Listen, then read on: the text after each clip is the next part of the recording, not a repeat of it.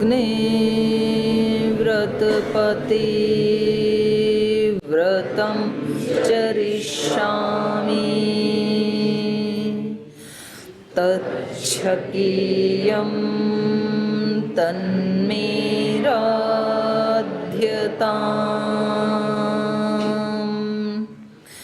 इदमहमनृतात् सत्यमुपैमि ॐ सहनाववतु सहनौ भुनक्तु सह वीर्यं करवावहै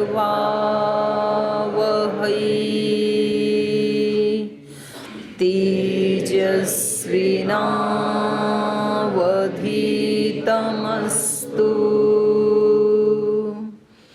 मा विद्विषावहै ॐ शान्ति शान्ति शान्तिः।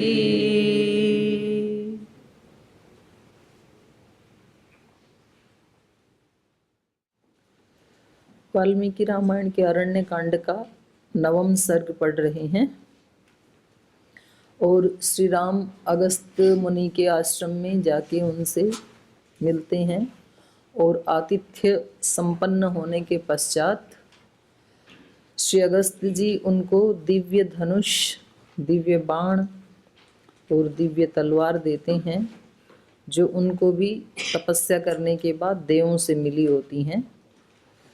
तो बस ये वाला प्रसंग चल रहा है। तो इससे ये पता लगता है कि तप करके देवताओं से जो जैसे इनको मिला है, जैसे तर्कस मिला है, वो अक्षय है, उसका कभी क्षय नहीं होता है। तो संसार से भी तप करके ही शक्तियां मिलती हैं, भौतिक शक्तियां, संपदाएं, वो भी तप करके ही मिलती हैं, लेकिन वो क्षय होती हैं, कालक्रम से उनका नाश हो जाता है, घट जाती हैं वो। और देवताओं से तप करके जो शक्तियां मिलती हैं वो अक्षय होती हैं, वो घटती नहीं हैं। तो हमें क्षय विनाशी शक्तियों के लिए पुरुषार्थ करना है या तो अविनाशी के लिए करना है, वो चयन मनुष्य के हाथ में होता है। कुछ अविनाशी के लिए प्रयास करते हैं, कुछ विनाशी के लिए करते हैं। तो ये चल रहा है प्रसंग। कुछ पूछना है पीछे के पाठ से? कोई प्रश्न किसी का? माता जी, जैसे भगवान श्री राम को अस्त्र दिखा रहे हैं, बता रहे हैं कि ये मेरे को उनसे मिला, ये मेरे को उनसे मिला, ये मेरे को उनसे मिला। तो मतलब तपस्या का फल ये मतलब अस्त्र ही होता है क्या? देवता नहीं, प्रदान करते हैं? ऐसे तो नहीं कहा यहाँ पे, आप ऐसे अर्थ मत लगाओ। तपस्या का अर्थ केवल अस्त्र प्राप्त करना है, ऐसे नहीं जी। वो तो उसमें मिल जाता है ना, फ्री में। कोई प्रसन्न होता है, फोकट में मिल जाती हैं। अब गुरु से प्रीति कोई क्यों करता है? कोई कुछ चीज लेने के लिए थोड़ी करते हैं। और जब कभी आप संत कुटीर में जाते हैं तो कुछ मिल जाता है फ्री में, कुछ रखा होता है वहाँ पे, कुछ लड्डू, बर्फी, जो हाँ आपसे संबंधित है, आपके काम। उनके पास तो बहुत चीज़ें होती हैं, और कभी कभी हमारे काम की भी मिल जाती है फ्री में। अब उसके लिए तो हमने प्रीति नहीं की थी कि भाई चलो कभी एक लड्डू मिल जाएगा तो इसलिए प्रीति करते हैं, ऐसे थोड़ी होता है। तो तप के लिए ही करते हैं, वो अपना स्वधर्म समझ करके। ऋषियों का स्वधर्म है तप करना। मिल जाती हैं चीजें, दे देते हैं खुश होकर के देवता। जैसे आवश्यकता नहीं है माता जी ऋषि मुनियों को, फिर भी देवता देते हैं, तो किस कारण से? इसीलिए देते हैं कि भाई कभी श्री राम जैसे क्षत्रिय आए तो दे देना किसी को। अब महाराज जी को दे के नहीं जाते लोग, कोई तो गिफ्ट, वो पेन दे जाते हैं, कोई वैसी चीज भी दे जाते हैं जिनकी आवश्यकता नहीं है महाराज जी को। क्यों देते? उनके मन में आ गया, उनको अच्छी लगी वो गिफ्ट, तो वो किसी और को दे देंगे। इसमें आगे स्वाध्याय किया तो जटायु जी के बारे में पढ़ा, जो उसमें जटायु जी के बारे में प्रसंग दिया कि जटायु जी एक मतलब पक्षी रूप में ना होगी, मतलब एक सेनापति बताया उनको। जो प्रसंग हमने पहले पढ़े हैं, जो पढ़ा है रामायण, उसमें तो माता जी ऐसे ही आता है। तो एक जो मतलब बना हुआ है तो अभी तो वो पढ़ेंगे अपन, तो वहाँ तो आए नहीं, पीछे वाले से पूछो। पीछे भी जैसे ऋषि मुनियों के बारे में बताया, तो वहाँ से अस्त्र प्राप्त करते हैं श्री राम जी। तो मतलब एक वहाँ पर मतलब फैक्ट्री टाइप हो सकता है कि मतलब अस्त्रों का निर्माण करते हैं ऋषि मुनि, ऐसी विद्या उनके पास। ये भी हो सकता है, अच्छा सोचा आपने, जी। हो सकता है। तो गुरुकुलों में वो भी सिखाया जाता होगा, आश्रमों में। तो वैज्ञानिक तो थे ही हमारे ऋषि, इसमें तो कोई दो राय की बात नहीं। तो आता होगा किसी को निर्माण करना। आज वो विद्याएं मतलब विलुप्त हो चुकी माता जी, अब नहीं, आज भी हैं ही, पर वो बनाने वाले ऋषि नहीं है। अच्छा, वो नए रूप में आ गई। हाँ, नहीं नहीं, हथियार तो बना ही रहे हैं। जी जी। तो वो वाली विद्या तो है उनके पास, लेकिन आचरण वाली ऋषियों जैसी नहीं है। आचरण फिर अलग हो गया उनका। तो बन ही रही है ना चीजें, तो आज भी बन रही हैं। जी जी। पर आज वो ऋषि नहीं बना रहे हैं, खाने पीने वाले लोग बना रहे हैं उनको, अस्त्र शस्त्र आदि को।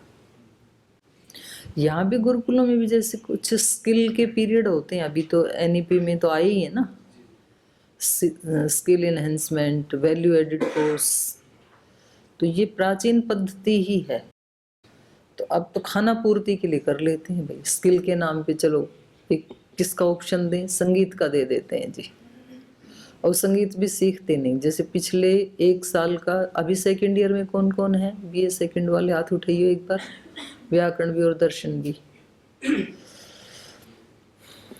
अब आप में से पता नहीं सीखा नहीं होगा किसी ने भी कोई स्किल, एक पेपर लगा रखा था। सीखा आपने, संगीत सीखा क्या? संगीत का लगा रखा था, गीता का। नीचे कर लो, संगीत तो लगाया था भाई। एमए में भी लगाया था, बीए में भी लगाया था। चलो कोई बात नहीं, अभी भी लगा हुआ है सेकंड ईयर में भी। अभी भी जो बनाया है आगे का, तो उसमें सच में सीखना चाहिए ये चीजें। कुछ घड़े बनाने सीख लो। आपको पहले भी बोला था, एक चाक ला दो यहाँ पे, ला दिया। अच्छा, तो यहीं से अपने मिट्टी का एक खड्डा खोद लो, अच्छी मिट्टी है यहाँ की तो मजबूत, उसमें घड़े बनाओ। अब किसी का तो बहुत सुंदर बनेगा गोल गोल, किसी का बनेगा चौकोर। तो वो स्किल डेवलप होगी। हैं, खड़ाऊं का काम कर लो, खड़ाऊं बना दिया करो, घड़े बना लो। और जिसको जिसकी रुचि है और सामर्थ्य भी है। भवदेव जी, कितने लोगों को संगीत वो सिखाया आपने? नृत्य भी सिखाया किसी को?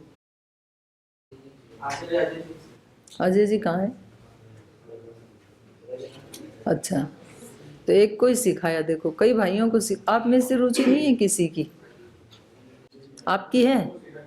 आपको सिखाया था? ज्योति आदित्य जी को सिखाया आपने।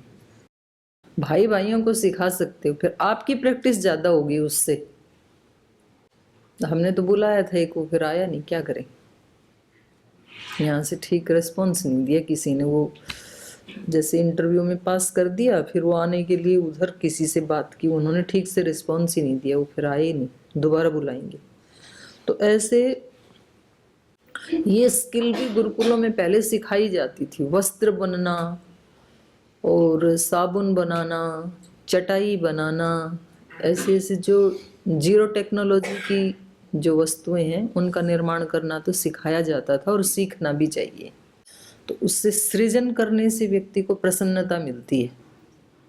ऐसे बहनें भी बना सकती हैं। सिलाई करना, अपने कपड़े सिलने सीख लो कम से कम, सूट सिलना, ब्लाउज सिलना, छोटी छोटी चीज़ें, तो उससे प्रसन्नता मिलती है। सीखते हो? पहले से आती? कभी सिला यहाँ?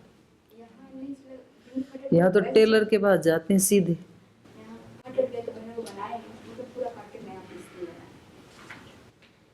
चलिए, और कोई प्रश्न है जी? उधर पीछे दो उसको। नाम क्या है भाई आपका? नितिन? नीतीश? ओम माता जी प्रणाम। ओम भाई। माता जी, ये हम ये कैसे जाने कि कर्तव्य अकर्तव्य में जो अंतर करना हो? ये शास्त्र बता रहे ना, ये बता देंगे। जैसे आप तो इस समय हो ब्रह्मचारी और एक विद्यार्थी, जी तो शास्त्र में ढूंढ लो विद्यार्थी और ब्रह्मचारी के क्या कर्तव्य हैं। जैसे हम घर पे रहें तो घर पे भी बहुत सारी प्रॉब्लम है, वो उसके कार्य और यहाँ के कार्य। प्रॉब्लम तो इस संसार में है, ये जन्म लेना ही अपने आप में एक प्रॉब्लम है। ये गौतम ऋषि ने बोल दिया, दुख जन्म प्रवृत्ति दोष मिथ्या ज्ञाना नाम तदुत्तरोत्तर अपाये तदंतर अपायाद अपवर्ग। जन्म लेना ही दुख है अपने आप में। जैसे प्रॉब्लम रामायण से क्यों भागे आप? घर में प्रॉब्लम से भाग के यहाँ गए नहीं, तो वो तो यहाँ भी आएंगी पीछे, क्योंकि प्रॉब्लम घर में नहीं, प्रॉब्लम आपके चित्त में थी, वो चित्त आपके साथ ही है। तब यहाँ से और कहीं मत भागना, नहीं तो वहाँ भी जाएंगी साथ में। अब चित्त को ठीक करना है, प्रॉब्लम को ठीक करना है, जो चित्त में है उसको। जैसे रामायण में एक प्रसंग आता है, हनुमान जी जो हैं उनको क्यों काम मिलता है कि सीता जी को पता लगाना है, तो वो किसका पता लगाना है? सीता माता का। हम्म तो वो जाते हैं तो उसके साथ वो कई सारे कार्य करके आते हैं। क्या क्या? अब सीता जी का पता लगाने के साथ लंका में और कई सारे कार्य करके आते हैं, तो उनका कैसे हुआ कि कर्तव्य क्या है? नहीं, वो तो प्रसंगवश आ गए, वो तो बिल्कुल लंका फूकने नहीं गए थे। अब उन्होंने पकड़ के बांध दिया तो क्या करें? तो उस आत्मरक्षा के लिए तो करेंगे। उसी प्रसंग में कैसे पता चले कि कर्तव्य क्या है अकर्तव्य क्या है? वो तो स्व विवेक से ही पता लगता है उस समय तो।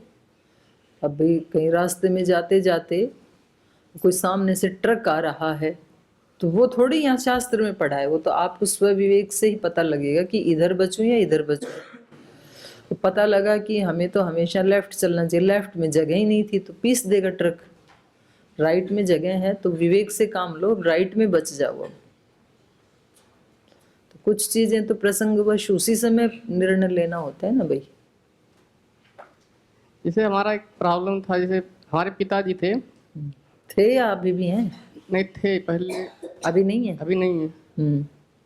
तो उनका एक प्रॉब्लम था, उस समय 2020 का था, तो वो कोर्ट से संबंधित था। तो उस समय सारी चीज़ें एकदम बेवजह जैसी हो गई थी, दिक्कत हो गया था। तो मुझे बाद में पता लगा, तो मैं आया तो उसमें सारा समाधान हो गया। तो समाधान होने के बाद फिर 1 साल बाद वो गुजर गए। तो वो सब अब हम लोग के ऊपर आ गया है, मतलब हमारे ऊपर ज़्यादातर आ गया है। तो वो सारी चीज़ें तय नहीं कर मिलता कि करना क्या क्या नहीं करना है। उसके बारे में मैं बात कर लूंगी आपसे, अलग से कर लेंगे ना जी। और बताओ, व्यक्तिगत कोई समस्या है तो बाद में भी मिल सकते हैं, सामूहिक है तो उसके बारे में। और किसी का कोई प्रश्न है? अब मैं पूछ लिया करूं प्रश्न, आप तो पूछते नहीं हो। देव संस्कृति जी का है, शास्त्रों में कहा गया है कि भगवान निराकार हैं, लेकिन मीरा आदि अनेक भक्तों को भगवान के साकार रूप में दर्शन हुए हैं। तो भगवान निराकार हैं साकार हैं? संस्कृति जी मेरे से पहले इन्होंने उत्तर दे दिया, ये कह रहे हैं दोनों हैं। उपनिषद में भी आता है ना, क्या आता है? दो उसके आते हैं ना, ब्रह्म के 2 रूप हैं, मूर्त और अमूर्त। तो वो ही साकार और निराकार, ये ना ये वो हैं, शक्तियां हैं। तो जब जैसा प्रसंग होता है ना बेटा, है तो निराकार ही वो शक्ति, तो उसका कोई आकार नहीं है। लेकिन अगर कभी ऐसा कोई प्रसंग है कि उसमें साकार रूप धारण करना अनिवार्य है, तो उसके पास सामर्थ्य है, वो साकार रूप धारण कर लेते हैं। चलो भगवान तो अत्यंत ही सर्वशक्तिमान है, लेकिन ये सामर्थ्य तो सिद्धों में भी आ जाती है। योग का जो शिखर है, ऐसे जो योगी है ना, उनमें ये सामर्थ्य आ जाती है। वो जब चाहें तो निराकार रूप में रहते हैं, और जब चाहें तो सगुण साकार रूप में भी आ जाते हैं।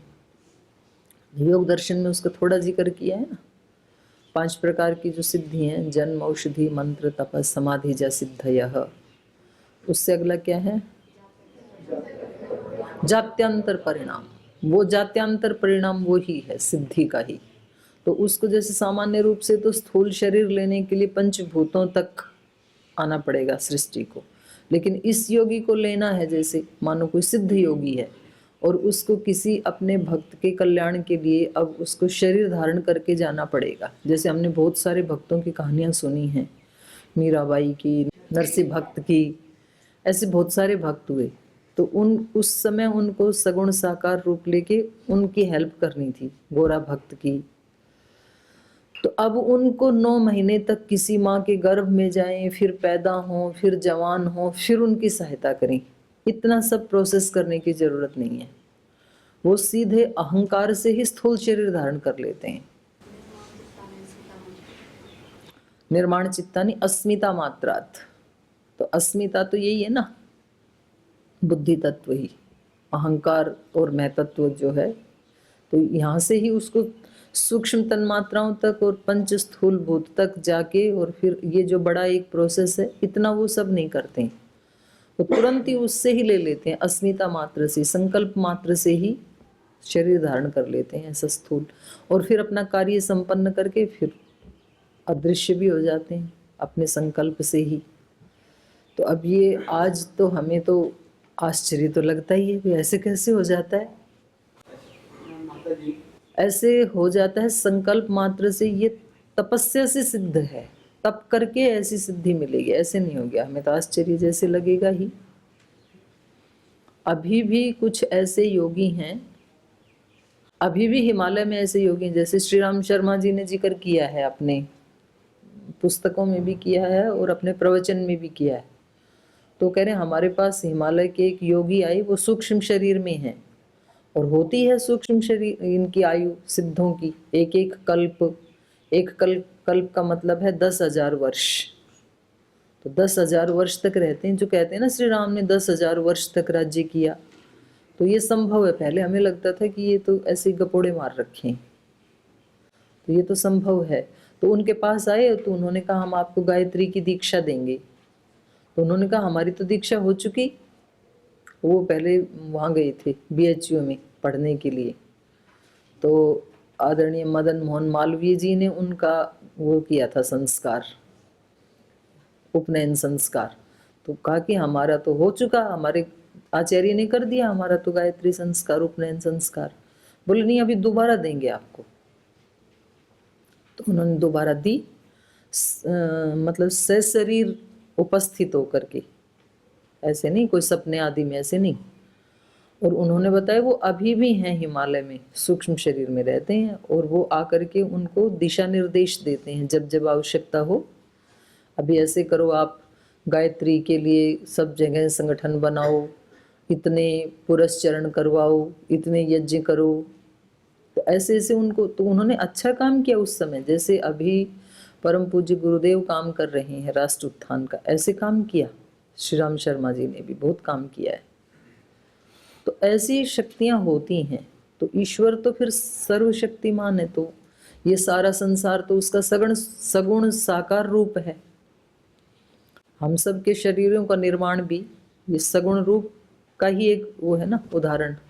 और भी प्रकृति में जितने भी शरीर हैं, तो उन सारे शरीरों को मिला करके अगर देखा जाए, पृथ्वी के सब शरीर, तो वो भगवान का ही एक सगुण साकार रूप है। तो उसमें वो सामर्थ्य है, लेकिन इनके पीछे भी छिपा हुआ है। वो केवल इतना ही नहीं है, निराकार भी है। त्रिपादस्य अमृतम दिवि ऐसे कहा है। इससे भी 3 गुना ज्यादा का मतलब है, केवल 3 गुना ही ऐसे नहीं, अनंत गुना ज्यादा वो अदृश्य भी है। क्योंकि अगर केवल 3 गुना कहें तो फिर वो एक उसका माप हो गया। तो भाई जितनी पृथ्वी है और जितना ये स्थूल जगत है, तीनों लोक, उससे 3 टाइम और, तो अनंत नहीं होगा, फिर वो शांत हो जाएगा। तो इसलिए वहाँ त्रिपादस्य अमृतम दिवि का मतलब है उस जो ये दिखाई दे रहा है, इससे अनंत गुणा उसका स्वरूप अदृश्य भी है, निराकार भी है। पर अभी तो दृश्य ही इतना है, उसको जानना ही बड़ा कठिन। हमने देखा ही कितना है दृश्य रूप भी।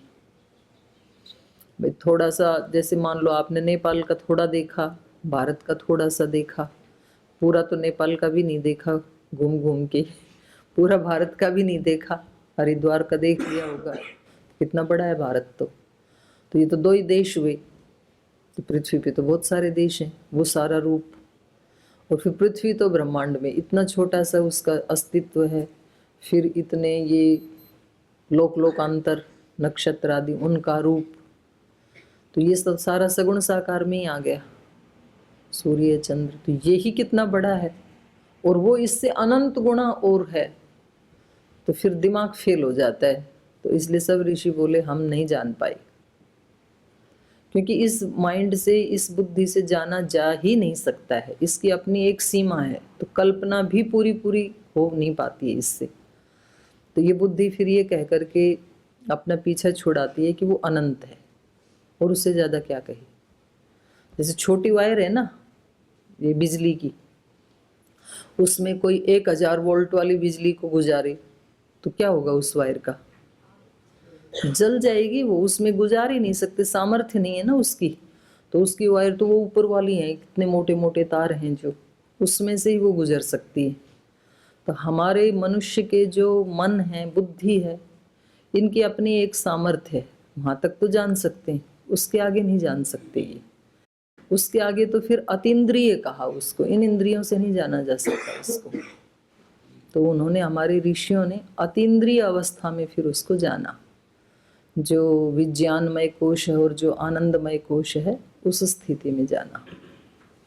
तो आपको जो रुचि आए उस रूप की उपासना करो, वही आपके सामने अभिव्यक्त हो जाएगा। जैसे ये शक्तियां हनुमान जी के बारे में तो कहा ही जाता है, और अभी भी कुछ ऐसे सिद्ध हैं जिन्होंने हनुमान जी को शरीर दर्शन किए। जैसे अपने डोमेट वाले महाराज जी हैं, पूज्य स्वामी चंद्र स्वामी जी महाराज उदासीन, तो उन्होंने अपनी तपस्या के दौरान उन्होंने कहा है कि जिस गुफा में उन्होंने तपस्या की, तो उन्होंने सशरीर हनुमान जी के दर्शन किए। तो कहाँ है सशरीर, आप ढूंढो, हम ढूंढने लगे। तो ये शक्तियाँ ऐसी हैं, ये मतलब इनको जितनी इनकी आयु है, जितने भी कल्प, उतने कल्प तक ये उसमें निराकार रूप में ही रहते हैं। पर लेकिन कोई ऐसा कोई भक्त है और उसकी पात्रता भी है, वो उसको सगुण साकार रूप में भी दर्शन देते हैं। अब ऐसे कुछ सिद्ध, पहले नहीं समझ में आती थी बात, लेकिन अभी कुछ सिद्ध महात्मा ऐसे हैं, एक तो उनके वचनों को हम आप्त प्रमाण मानते हैं कि ये क्यों असत्य बोलेंगे, और कुछ तो दिखा देते हैं, तो उससे पता लगता है। चलो वो भी एक बहुत ऊंची विद्या है, सिद्धि, जो तपस्या से जो सिद्धियां मिलती हैं। पर कुछ उससे छोटी जो जादूगर आदि हैं, वो भी तो एक विद्या ही है। या कमरे में बैठे बैठे कबूतर बना देते हैं, कैसे बना, मुर्गा बना देते हैं, कोई अंडा नहीं, उसको पकाया नहीं, उसमें से चूजा निकला नहीं, बड़ा हुआ नहीं, सीधा मुर्गा मुर्गी, सीधा मनुष्य, लड़का लड़की, थोड़ी देर के लिए तो बना ही देते हैं। तो विद्या तो है ही। तो 64 विद्याएं, 64 कलाएं जो पुराणों में थी, तो कहीं ना कहीं तो लुप्त हो गई, कहीं बची हैं थोड़ी बहुत, पर हैं तो सही, ये तो है। तो जब ये ही उस विद्या को सिद्ध करके ऐसा कर सकते हैं, तो योगी और परमात्मा तो क्या नहीं कर सकते फिर, वो तो सर्वशक्तिमान है। ठीक है।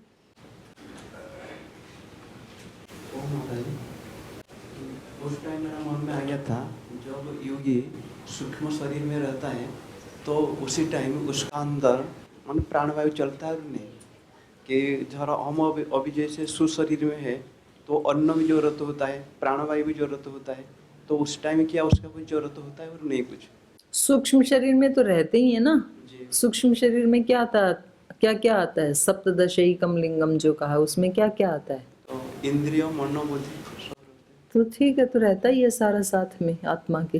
प्राणवायु प्राणवायु लेते हैं, रहता है, तभी तो जब वो स्थूल शरीर धारण करता है तो प्राण चलता ही है ना उसमें। अच्छा माता जी, वो तो सूक्ष्म शरीर में योगी योग माने लोक लोकांतरी भ्रमण करता है, तो वो तो जहां तक उसकी सामर्थ्य है। तो वैज्ञानिक मत अनुसार है तो वायु तो सर्वत्र नहीं, किसके महाकाश में मत के नहीं। अनुसार? जो अभी का जो वैज्ञानिकों के मत अनुसार है, वैज्ञानिक मत के अनुसार वायु तो महाकाश में नहीं, तो उसी टाइम वो कैसे कैसे लेते हैं श्वास? वैज्ञानिक कौन सा पूरा जानते हैं? वैज्ञानिक जितना जानते हैं उतना बताते हैं। तो ये तो अध्यात्म विद्या तो वैज्ञानिक नहीं जानते हैं, वो तो केवल परमाणु विद्या को जानते हैं। कैसे, अब मैं कैसे बताऊंगी? मैं भी तो आपकी जैसी हूँ, मैंने कौन सा योगी बन के देखा है अभी? हम तो जो सुना है और जो शास्त्र में है, सुना मतलब ऐसे कोई गपोड़ा मारने वालों से नहीं, आप्त पुरुषों से। आप्त पुरुषों के वचन तो प्रमाण होते हैं ना, तो उतना मैं आपको बता सकती हूँ।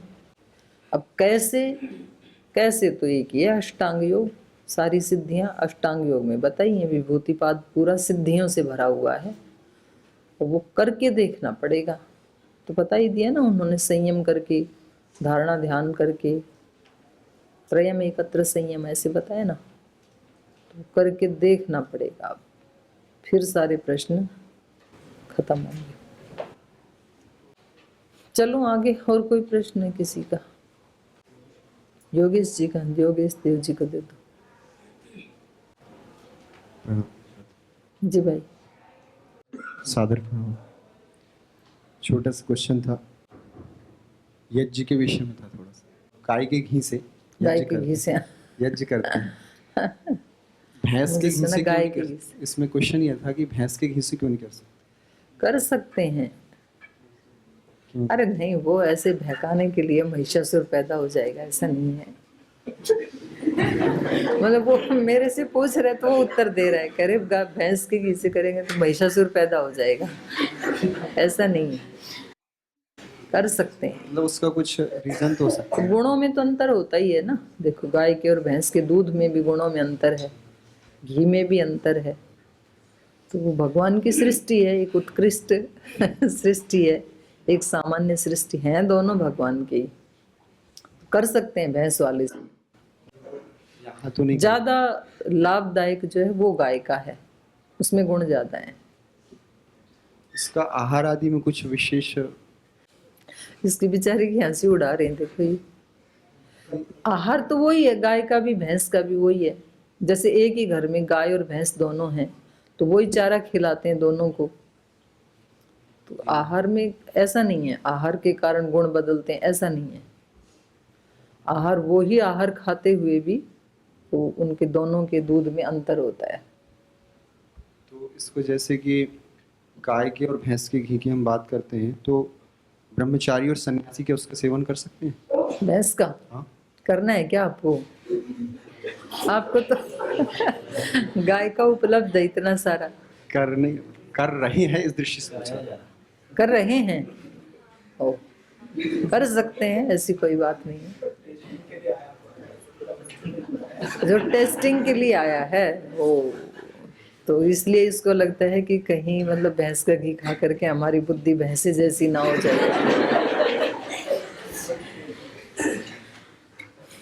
तो ये तो ठीक है। देखो, गाय के घी में, दूध में ज्यादा गुण होते हैं। तो सात्विक लोग जो हैं, कई बीमारियों में भी उसी का वो खिलाया जाता है, गाय का।